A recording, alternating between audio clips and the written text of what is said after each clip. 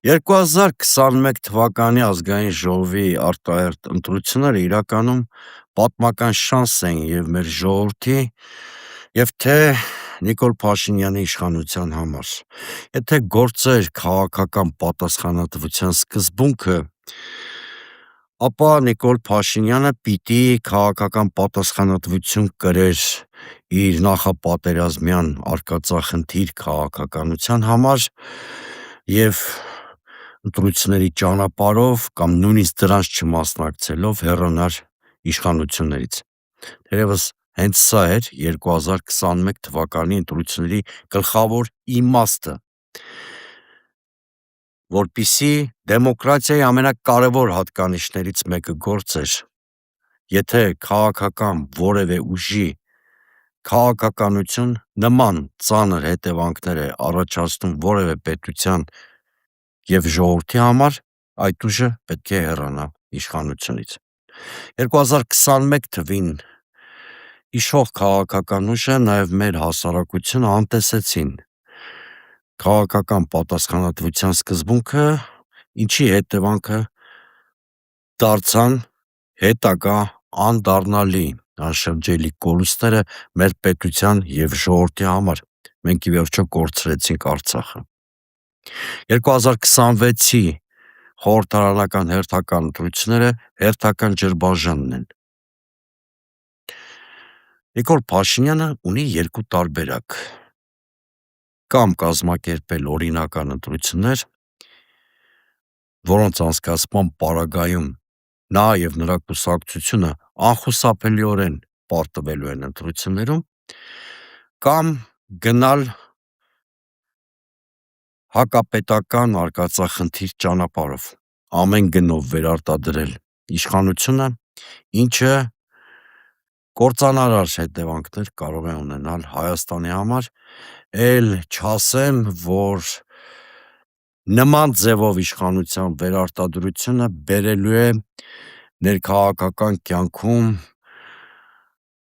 հետընտրական ցնցումների, ֆորսմաժորային իրավիճակների և ի վերջո քաղաքական ճգնաժամի հանգուցալուծումը տեղի ունենալու փողոցներում, իսկ որպես կանոն հեղափոխական զարգացումները շատ ծանր հետևանք են ունենում որևէ երկրի համար: Դատելով Նիկոլ Փաշինյանի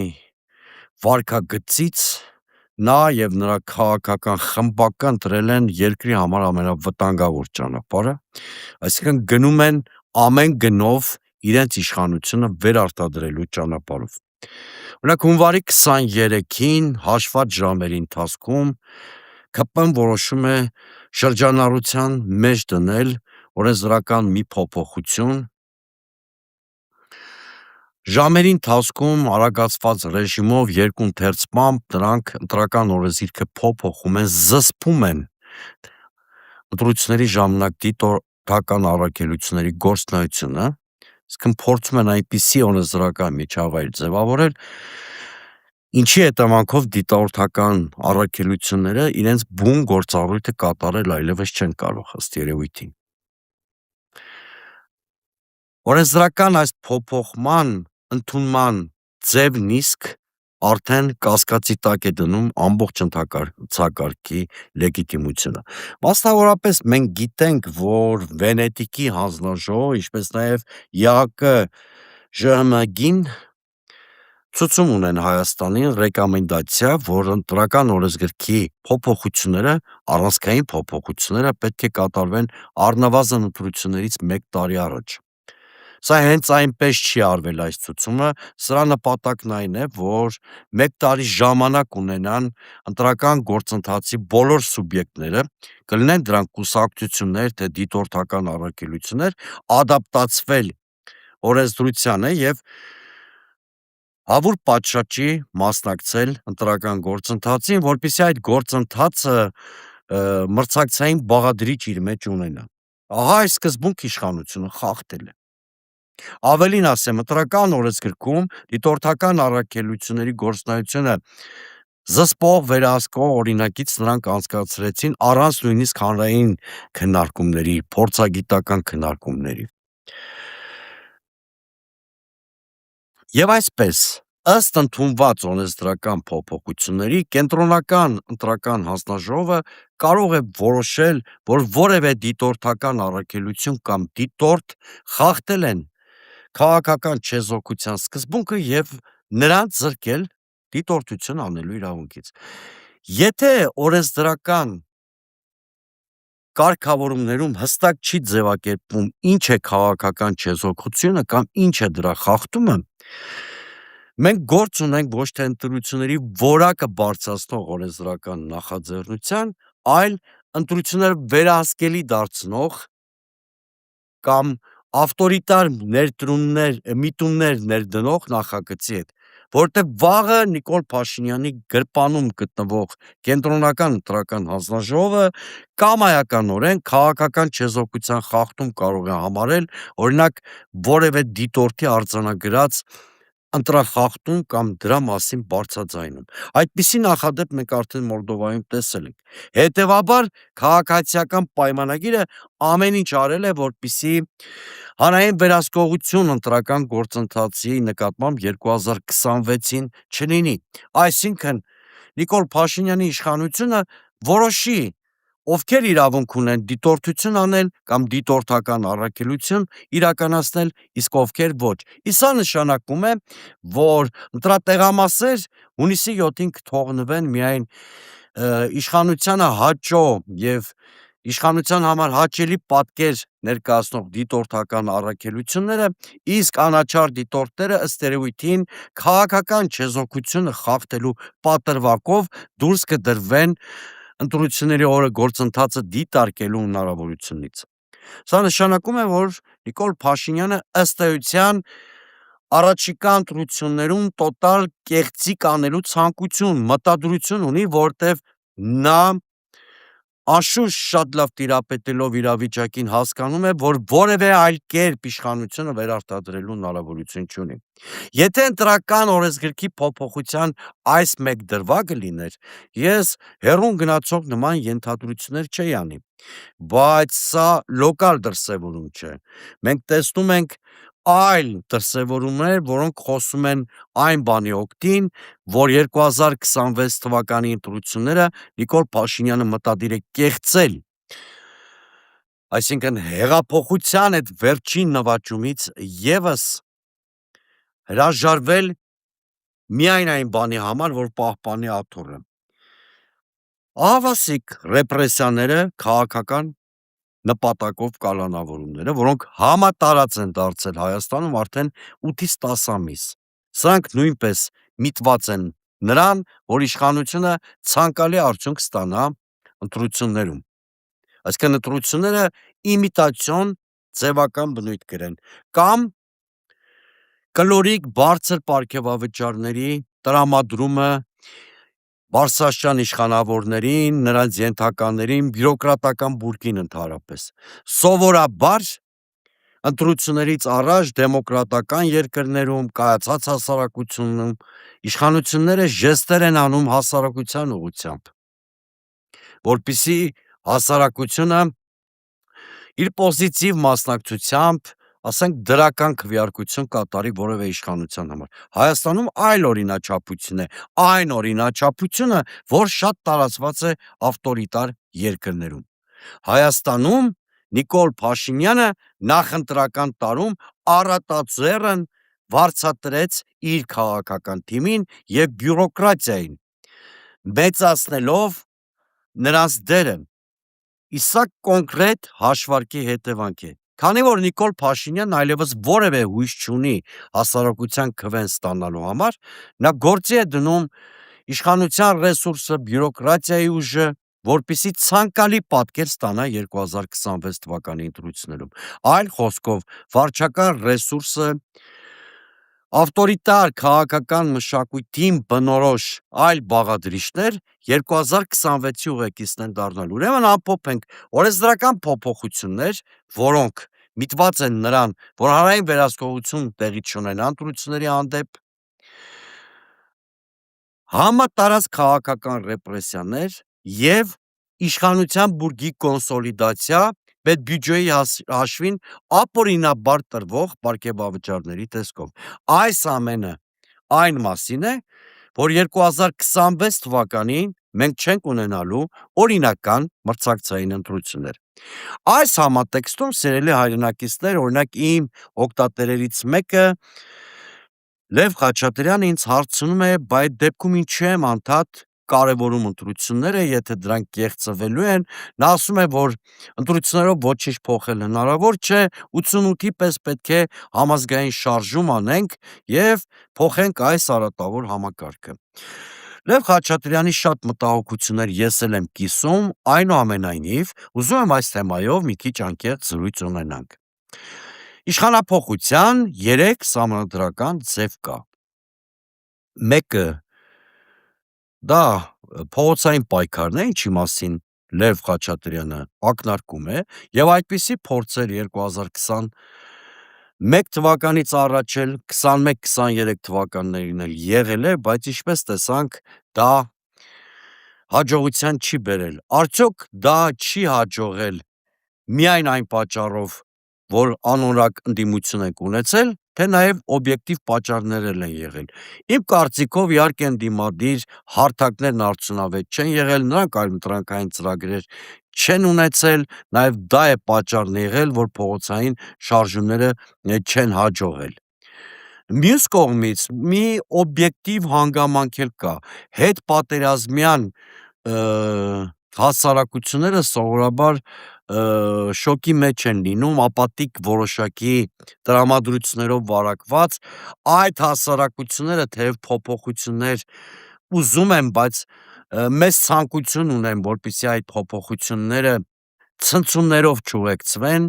իսկ փողոցային պայքարը նաև ցնցումների մասին է, որտեղ ցանկացած ցնցման պարագայում նրանք վախ են տեսնում, որ ներքին անկայունությունը կարող է արտաքին ներխուժման բերել։ Հետևաբար այս մարդիկ գերադասում են հասարակությունները, այդ թվում Հայաստանի հասարակությունը իմ պատկերացմամբ, որ փոփոխությունները էլեկտորալ ճանապարհով, այլ խոսքով ընտրությունների միջոցով տեղի ունենան։ Ես ինքս սկզբունքորեն, հարգելի պարոն Խաչատրյան, փողոցային շարժումների ձևով դեմ չեմ իշխանափոխությանը, դեմ չեմ, ավելին պաշտպանել եմ իշխանափոխությանը նաև իմպիչմենտի ճանապարհով, բայց եթե այս երկու գործիքները իշխանափոխության չեն ստացվել, դա չի նշանակում, որ մենք հավատ չպետք է ունենանք ընտրությունների ինստիտուտի նկատմամբ, կամ պետք է հասարակությանը տրամադրենք, որ ընտրություններով փոփոխություն հնարավոր չէ։ Անպայման ընտրություններն էլ որպես ինստիտուտ պետք է օգտագործենք երկրում իշխանափոխություն անելու համար։ Ավելին,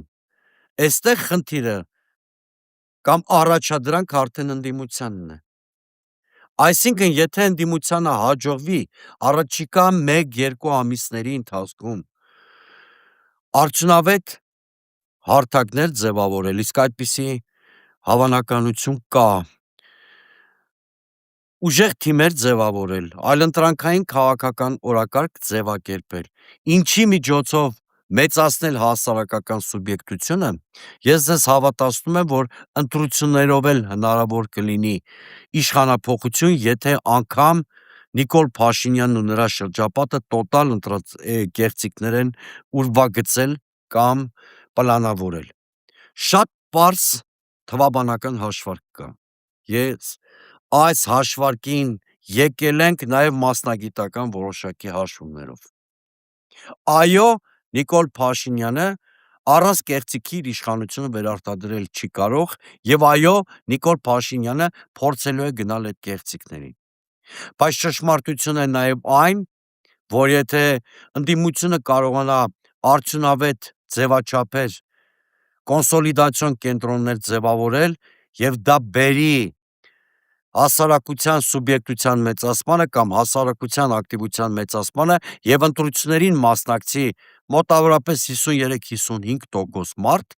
դա թվաբանորեն մոտավորապես 1.400.000 մարդ, որևէ ընտրակեղծիք, որևէ ֆիլտրման համակարգ, որ այսօր օրենսդրորեն փորձում է Նիկոլ Փաշինյանը ներդնել, նաև հունվարի 23-ին այդ ապօրինի հապճեպ, հապշտապ առանց մասնագիտական գնահատականի տեղի ունեցած օրենսդրական փոփոխություններով չեն աշխատելու։ Ուրեմն շատ հստակ է պատկերը։ Իշխանությունը փորձում է նման օրենսդրական փոփոխություններով, ռեպրեսիաներով, բռնոցիներով հասարակությանը ապաթիայի մեջ պահել և ցածր մասնակցություն ապահովել ընտրություններում, ինչի հետևանքով վարչական ռեսուրսը շատ մեծ դեր կունենա և իշխանությունը կարող է վերարտադրվել։ Դրան հակառակ, ընդդիմությունը պիտի փորձի ամեն ինչ անել հասարակության բարձր ակտիվություն ընտրություններում ապահովելու համար, իսկ եթե այդ բարձր մասնակցությունը ապահովվի, դարձյալ անխուսափելի է դառնալու ուրեմն իշխանափոխությունը։ Ուզում եմ ասեմ, որ հուսահատվելու ընտրությունները անիծելու փոխարեն յուրաքանչյուրս մեր տեղում կուսակցությունները իրենց հերթին, մտահոգ քաղաքացիները իրենց տեղում պետք է նպաստեն ընտրություններում հասարակական մեծ ակտիվությանը կամ ընտրությունների ակտիվ մասնակցության ժողովրդի ակտիվ մասնակցության ընտրական գործընթացին։ Մեկ այլ քաղաքացի էլ Դավիթ Ղազար Սեթրակյանը ասում է, որ ճանապարհը ընդդիմության համախմբումն է, այս հարցում ես իմ կարծիքը հայտնել եմ, ևս մեկ անգամ կրկնեմ, մեկ ցուցակով միասնական ընդդիմության թեզը ես համարում եմ քաղաքական ուտոպիա, իսկ մեզ ընտրություններին մնում է ընդամենը 3-ից 5 ամիս, քաղաքական ուտոպիայով զբաղվելու ժամանակ չկա, ոչ էլ տեսական վարժանքներ անելու ժամանակ, ակնհայտ է, որ մեկ միասնական ցուցակ չի լինելու, բայց դա չի խանգարի հաղթել Նիկոլ Փաշինյանի իշխանությանը, եթե հնարավոր դառնա 3-ից 5 ընդդիմադիր խոշոր բևեռների ձևավորումը։ Ես ձեզ հավատացնում եմ, որ ոչ թե մեխանիկական լուծումներն են բերելու նրան, որ հասարակությունը ընտրությունների ինստիտուտին հավատա, այլ ընդդիմության որակն է բերելու նրան, որ հասարակությունը իրական այլընտրանք տեսնի և հավատալով ընտրական ճանապարհով փոփոխություններին հունիսի 7-ին ակտիվ գնա ընտրությունների։ Ընդհակառակը, եթե լինեն 3-ից 4 արդյունավետ ընդդիմադիր հարթակներ, ցանկացած ընդդիմադիր ընտրող իր քաղաքական նախասիրություններին համաձայն կգտնի այն քաղաքական ուժին, ում կտա իր քվեն և կարևոր միջավայր կամ արդյունավետ միջավայր կձևավորվի հետընտրական փուլում Նիկոլ Փաշինյանի իշխանությունից ազատվելու համար։ Սիրելի հայրենակիցներ, և վերջում շատ կարևոր դիտարկում, Նիկոլ Փաշինյանի իշխանությունը բարոյապես քաղաքական առումով ամբողջովին իրեն սպառելու է և միևնույնն է հեռանալու է։ Շատ կարևոր է, որպեսզի մենք դա անենք 2026-ի ընտրություններով, որպեսզի փոփոխությունները երկրում անցնցում տեղի ունենան։ Եթե մենք 2026-ի պատմական շանսներ կորցրեցինք, առաջիկա 1-2 տարիների ընթացքում այդ անխուսափելի փոփոխությունները տեղի են ունենալու ներքաղաքական ցնցումների, ֆորս մաժորային զարգացումների ճանապարհով, ինչը ցանկալի չէ մեր երկրի համար։ Ես հույս ունեմ, որ մեր հասարակությունը իր մեծամասնության մեջ այս գիտակցությունը ունի և հունիսի 7-ին կքվեարկի Հայաստանի Հանրապետության օգտին, իսկ քվեարկել Հայաստանի Հանրապետության օգտին նշանակում է մերժել Նիկոլ Փաշինյանի իշխանությունը։